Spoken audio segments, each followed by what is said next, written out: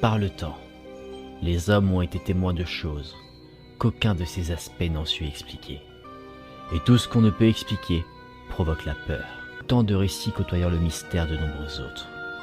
Nous allons nous plonger dans certains mystères qui ont terrifié les hommes et qui restent encore à ce jour sans réponse. Vous pensiez peut-être tout connaître de notre monde, mais plus on creuse dans les profondeurs de ces récits, plus on se rend compte à quel point notre planète nous est inconnue. Tant de mystères que vous allez découvrir ou redécouvrir maintenant. Ces récits vont peut-être aller à l'encontre de vos convictions. Bienvenue dans le monde de l'étrange.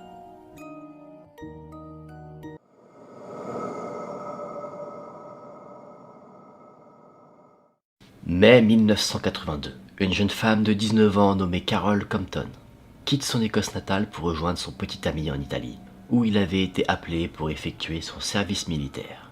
Une fois arrivée à Rome, la jeune femme trouve rapidement un emploi de nounou dans une riche famille, les Ricci. Néanmoins, bien que tout se passait très bien pour elle et que les enfants semblaient l'apprécier, les parents, eux, avaient une certaine méfiance envers cette personne qu'ils ne connaissaient pas. Les premiers jours de son travail se déroulèrent sans incident, mais non longtemps après son arrivée, une petite image religieuse se décrocha du mur où elle était exposée, au moment précis où Carol est passée à côté. Rosa, la femme de chambre de la famille Ricci, épouvantée, lui demanda de réciter une courte bénédiction, juste pour se rassurer. Au cours de l'été qui a suivi, alors que la chaleur devenait des plus insupportables, la famille Ricci décida d'aller passer quelque temps dans les Alpes, dans un chalet, et pour surveiller les enfants, ils ont décidé d'emmener Carol avec eux. Un soir, alors que la jeune fille était sortie se balader en compagnie du plus jeune des enfants, ainsi qu'accompagnée de l'infirmière, Nicole, qui s'occupait du grand-père de la famille, un incendie se déclara dans la maison. C'est en revenant sur leurs pas qu'ils ont aperçu de la fumée derrière les fenêtres. Immédiatement, Carol s'est mise à courir en rentrant dans le salon, et elle s'empressa d'aller réveiller le grand-père qui s'était endormi en regardant la télévision. Il n'y a pas eu de victimes ce soir-là, tout le monde avait eu le temps d'évacuer les lieux.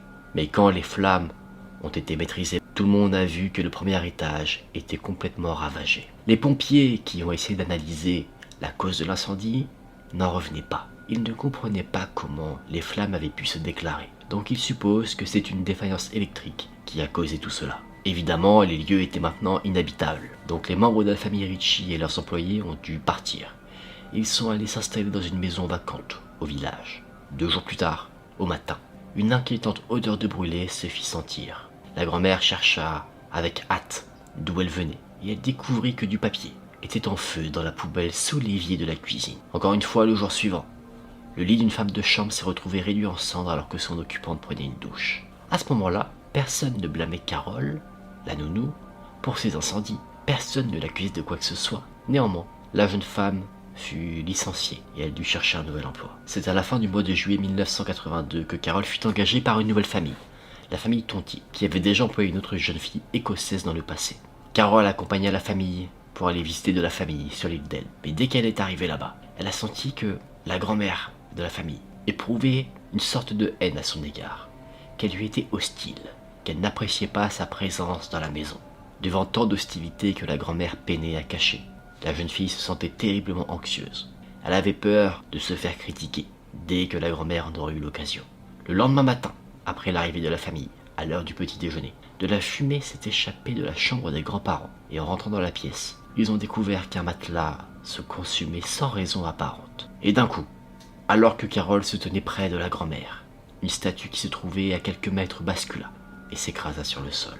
Encore une fois, le jour suivant, au cours de l'après-midi, un gâteau et un vase en verre tombèrent inexplicablement de leur support alors que Carol se trouvait dans la pièce. Pour la grand-mère de la famille Tonti, c'est évident, Carol est liée à tout cela.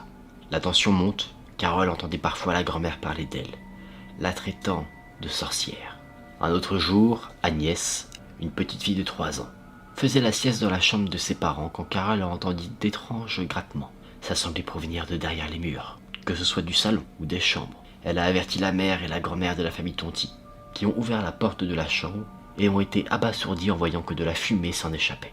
Elles étaient arrivées juste à temps pour voir que le matelas sur lequel dormait la jeune fille était en train d'être consumé par les flammes. La jeune fillette a été mise en sécurité et le matelas transporté dans la cour. Cet incident aurait pu s'arrêter là, mais la grand-mère, agacée de tous ces événements étranges, accuse violemment Carol d'avoir mis le feu elle-même pour assassiner la jeune fille. Cette scène de colère alerta le voisinage, qui sortirent de leur domicile pour voir ce qu'il se passait. Tous lançaient des regards horrifiés à Carole. La jeune femme pensait que tout cela allait se calmer, mais elle ne pensait pas autant se tromper. Au bout de quelques instants, une voiture de police s'arrêta devant la maison, et sans même comprendre ce qu'il se passait, elle se retrouva menottée. Il se trouve que la grand-mère de la famille Tonti avait réussi à convaincre l'ensemble de la famille que Carole était coupable, et donc, ils avaient appelé la police pour porter plainte contre elle. À cette époque, dans le système juridique italien, une personne pouvait être emprisonnée pendant des années, sans même avoir été inculpée, simplement après avoir été interrogée au poste de police. Carole fut donc emprisonnée à la prison de Livourne, le temps qu'il y enquête. Peu de temps après son arrestation, des rumeurs la concernant se sont établies. Les gens disaient qu'elle était en possession de mystérieux pouvoirs. Et ces rumeurs ont même pénétré à l'intérieur de la prison, apeurant les prisonniers qui la côtoyaient, faisant de sa vie un calvaire. L'histoire de Carole Compton a été reprise par les journaux, que ce soit en Italie ou même en Grande-Bretagne. Et c'est là que les médias ont commencé à lui attribuer un nom, la sorcière. Néanmoins, la popularité de Carole évoluant par l'intermédiaire des médias, la mère de celle-ci, pensant que sa fille était totalement innocente, a réussi à organiser une collecte de fonds pour pouvoir aller en Italie et payer un avocat pour sa fille. Mais qui était Carole? Nous connaissons son histoire, mais pas qui elle était vraiment en tant que personne. C'était une fille logique, rationnelle, qui n'avait aucune superstition, qui ne croyait pas au paranormal.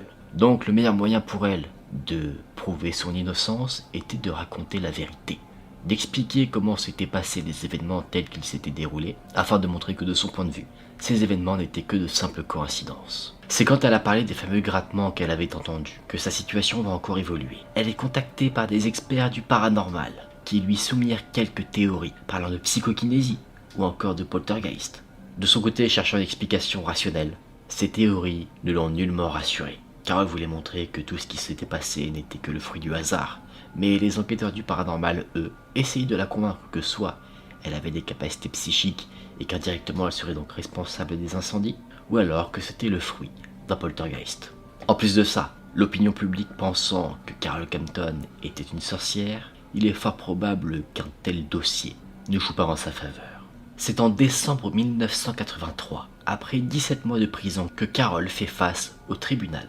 Elle est accusée d'incendie volontaire et de tentative de meurtre. Elle fait face à des témoins, qui donnent des témoignages aberrants pour Carole, car ils affirment l'avoir vue faire des choses dont elle ne se souvenait pas. En plus de ça, les témoignages se contredisent parfois. Carole essaye de se défendre, elle affirme son innocence.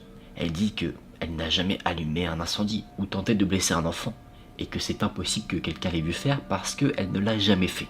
Pendant ce procès, l'absence de preuves semble aller dans son sens. Des expériences sont réalisées pour essayer de provoquer le même type d'incendie qui s'est produit et dont on accuse Carole d'être à l'origine, mais à chaque fois, on n'y arrive pas. Comme si chacun des incendies qui avaient été provoqués était unique. À la vue de l'évolution du procès, Carole pensait que elle serait rapidement sortie d'affaire, mais elle avait tort. L'opinion publique, la voyant comme sorcière, l'image qui lui est associée ne disparaît pas. Totalement hystérique, une vieille femme pendant le procès s'est approchée d'elle et a brandi un crucifix devant son visage. Elle lui a jeté de l'eau bénite, espérant ainsi la sauver ou enlever le démon qui aurait pu s'emparer d'elle. Même ceux qui croyaient nullement au paranormal restaient sceptiques quant à la culpabilité de Carole. Effectivement, il était difficile de se dire que ces événements n'étaient que des coïncidences, sachant qu'ils avaient tous un point commun, la présence de Carole. Finalement, Carole n'a pas été condamnée pour la tentative de meurtre, mais pour l'incendie volontaire. Elle a été condamnée à 2 ans de prison. 2 ans qu'elle n'a pas fait, parce que déjà incarcérée pendant une longue période avant son procès, on a estimé qu'elle avait déjà réalisé sa peine.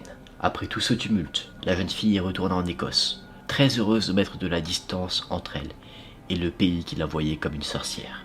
Carole n'a jamais compris ce qui lui est arrivé en Italie. Après ces horribles événements, Carole a refait sa vie.